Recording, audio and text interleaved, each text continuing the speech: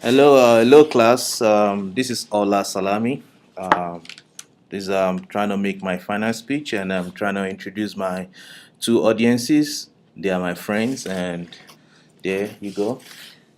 Hey class, my name is Tadu Sayoga. I'm a graduate student here at UTB.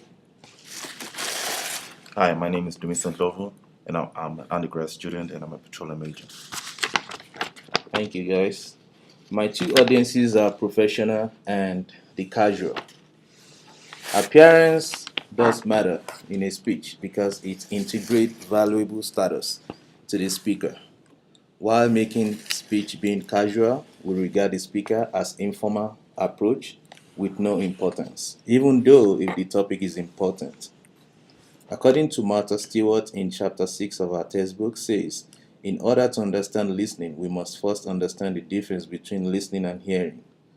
At, at its most basic, hearing refers to the physiological process of receiving sounds, while listening refers to the psychological process of interpreting or making sense of those sounds.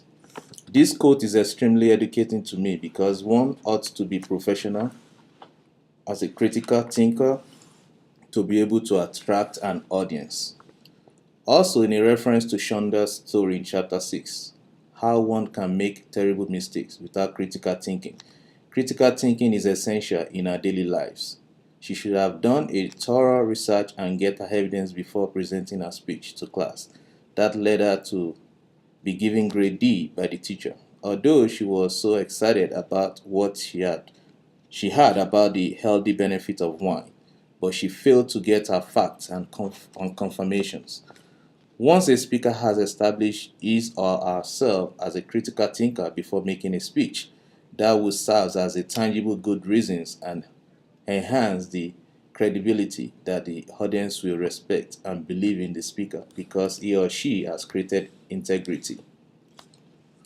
Counter arguments that could possibly be on discussion 7 are racism among the human beings, not necessarily with race or color. One could say human beings are knowingly or unknowingly racist. For example, sometimes we say we wanted to marry someone from our cultural background, regardless of you found love from other race. By doing this, we hide under the word of choice. Second, racism could be defined by success, not necessarily with race or color. By nature, people are naturally respectful to a successful ones, regardless of the age.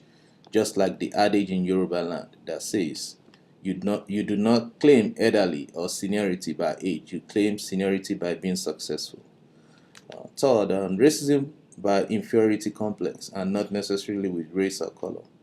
These affect all the ways of our life. Example, complex between the intelligent and the stupid, complex between the rich and the poor, complex between the men and the women, complex between the strong and the weak, complex between the beautiful and the ugly, complex between the slim and the fat, complex between the tall and the short, and so on and so forth. As you can see, if I decided to keep on listing the inferiority complexes that are affecting our way of lives, I won't be able to ever conclude my speech. So therefore, you could see that all these that I mentioned have nothing to do with colors. Thank you for listening and have a wonderful day. Thank you.